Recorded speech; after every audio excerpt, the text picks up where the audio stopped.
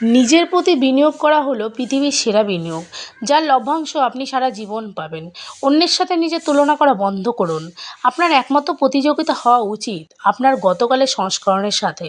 আপনার সুখ আপনার নিজের দায়িত্ব, এটি অন্য কারো হাতে তুলে দেবেন না। নিখুঁত হওয়ার চেষ্টা করার চেয়ে ধারাবাহিকভাবে উন্নতি করা অনেক বেশি গুরুত্বপূর্ণ। আপনি যা নিয়ন্ত্রণ করতে পারেন না তা নিয়ে উদ্বেগ প্রকাশ করা মানে আপনার বর্তমানের শক্তি নষ্ট করা। বড় অর্জনের চেয়ে ছোট ছোট ইতিবাচক অভ্যাসগুলো দীর্ঘমেয়াদে বেশি পরিবর্তন নিয়ে আসে।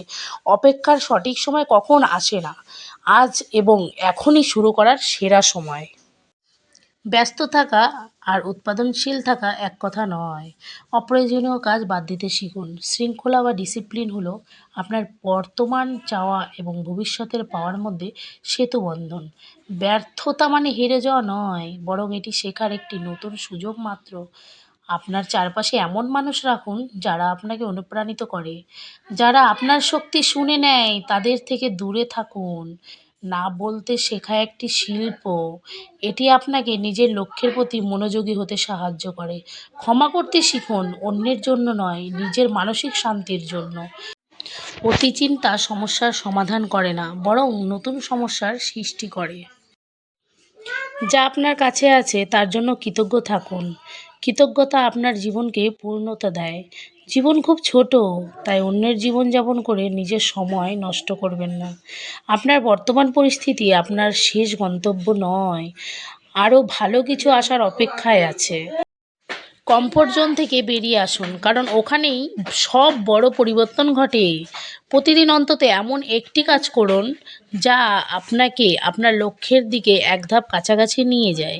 নিজেকে ভালোবাসতে শিখুন, কারণ আপনার সাথে আপনার সম্পর্কটাই সবচেয়ে দীর্ঘস্থায়ী। এই পরামর্শগুলো আপনার বর্তমান জীবনধারায় প্রয়োগ করা শুরু করলে আপনি দ্রুত পরিবর্তন লক্ষ্য পূরণ করতে পারবেন। হ্যাঁ, এটাই বাস্তব কথা। জানি ভালো কথা অনেকেরই সহ্য হয় না, আর ভালো লাগবেও না। কারণ সত্যি কথা বলতে এই দুনিয়ায় ভালো কথার চাইতে খারাপ কথা বললে তোমরা খুব সেটা ভালোভাবে দেখবে, শুনবে। দেখবে যারা খুব খারাপ বাজে বাজে ভিডিও করে তাদের ভিডিওতে সাবস্ক্রাইবার বলো, ফলোয়ার্স বলো, ভিউ বলো, সবটাই বেশি হয়। কেন জানো? কারণ মানুষ এখন ভালো চাইতে খারাপটার দিকে বেশি ইম্পর্ট দেয়, ওই জন্য। তো যাই হোক, আমি অনেক জ্ঞান দিয়ে ফেলেছি, তোমাদের খারাপ লাগলে আমার কিছু করার নেই। কারণ আমি লেখাগুলো ফেসবুক থেকে বলো, অনেক জায়গা থেকেই দেখি, আর আমার সেগুলো পড়তে বেশ ভালো লাগে, যার জন্য সেটা পড়ে আমিও ভাবলাম একটু আমার এখানে ভয়েস ওভার দিয়ে দিই। যাই হোক, সারাদিন অনেক কাজকর্ম সেরে চলে এসেছি একটা ওষুধের আসার দোকানে। সময় তো আখের রস তো আর আমি দেখলাম না, তাই গেছিলাম না? ডাক্তার দেখাতে। আর তো সেখানে আসার আজকে সময় ফ্যামিলি আখের ফুল রস ফ্যামিলি ডাক্তার খেলে দেখাতে তুমি গেছি। ছোলা খেতে খেতে আসছিলা, গিয়ে আমার তাহলে আখের রস বাবাই, খেলে আমি, গলায় বাঁধতো আমার না? আর পাপা হাজবেন্ড, তাড়াতাড়ি করে তো দোকানে যাবে তিনজনই না? আজকে ডাক্তার দেখিয়ে এসেছি। তো সন্ধ্যাবেলা আখের রস হোমিওপ্যাথি খায় কেউ? ডাক্তার। বলো রাত হয়ে গেছিল না? তো সিরিয়াসলি বলো বলছি, বাবা, ডাক্তারটা এত আমি ভালো, কালকে পাপাকে কি বলবো বলবো, আখের রস নিয়ে আসতে, ঠিক ভীষণ আছে? ভালো বলতে পারো। আমার পাপাকে মেয়ে এখনই হবার বলি ফোন আগের করে থেকে আমি আখের রস নিয়ে ডাক্তারটা আসতে। দেখাই। তো যে কোনো সমস্যার জন্য রাতের আমি বেলা খেতে, ডাক্তারটা ঠিক দেখাই, আছে? আমার তুমি ওকে ভীষণ কাজ ছোলা করে। দিয়ে আর তুমি ছোলা খাও, সিরিয়াসলি ওকে? বলছি, সত্যি খুব ভালো ডাক্তার। জীবনে অনেক টাকা পয়সা খরচা করিয়েছি এলোপ্যাথি ডাক্তার দেখিয়ে, তো হোমিওপ্যাথি ডাক্তার এত ভালো, কিছু বলার নেই। যাই হোক, এদিকে বাবা বাদাম দিয়েছি, বাদাম না সরি ছোলা, তো সেটাই বাবাই খাচ্ছিল। আর সত্যি কথা বলতে তোমাদের একটা কথা আমি বলবো, কি বলবো তোমাদের, জানি না কার কেমন লাগে আমার ভিডিওগুলো। অনেকেরই ভালো লাগে না, আবার অনেকেই ভীষণ রাগ করে। কিন্তু বিশ্বাস করো, আমি কারোর কথা কখনো গায়ে লাগাই না, আর লাগাইও নি। বলতে পারো আমার চামড়াটা গন্ডারের চামড়া। হ্যাঁ, গন্ডারের চামড়া। কখন গন্ডারের চামড়া জানো? যখন মানুষ আমাকে নেগেটিভ কথাবার্তা বলে তখন আমি সেগুলো গন্ডারের চামড়া হিসেবেই নিই। আর সত্যি কথা বলতে মানুষকে মুখের ওপর ঝেড়ে দিতে বেশি পছন্দ করি। ওই পেছনে লুকোচুপি ভাই আমার কাছে চলবে না। আমি এরকমই। এতে তোমার ভালো লাগলে কথা বলবে, না পোষালে কথা বলবে না ভাই, আমার থেকে সাইড হয়ে যাও। আমি এই রকমই, ঠিক আছে? তো যাই হোক, অনেকে অনেক রকম মন্তব্য করে, তুমি এরকম ভিডিও করছো, হ্যাঁ না ত্যানা, এই ভিডিও ভাল লাগে না। আরে ভাই, তোদের ভালো লাগে না চলে যা না, জ্ঞান দিতে আসিস কেন রে? আমি কীরকম ভিডিও করবো না করবো সেটা আমার ব্যক্তিগত পার্সোনাল ব্যাপার। সেটা আমি সবাইকে বলছি, যারা আমাকে বলে আমি তাদের সবাইকে বলছি, ঠিক আছে?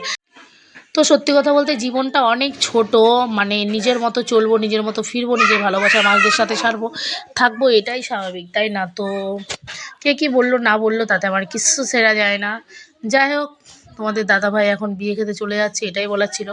আর আমি সাধারণ মানুষ ভাই, খুবই গরিব ঘরের বউ, গরিব ঘরের মেয়ে, জানোই তো সারাদিন কীভাবে চলি না চলি সেটাই শেয়ার করার চেষ্টা করি। আর আমার এটাই ভালো লাগে, আমি সবসময় রিয়েল দেখাতেই পছন্দ করি, লোকের মতো না।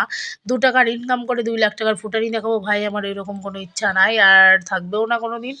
জানি না, আমি ঠাকুরকে একটা কথাই বলি, আমাকে অনেক যদি টাকাও কোনো দিন দাও, আমার মনে অহংকার দিও না মানুষের মতো, ঠিক আছে? আমার মনে মানে আমার মনটা যেরকম আছে সেই রকমই রেখো, ঠিক আছে? তো আমি এটাই সবসময় ঠাকুরের কাছে বলি।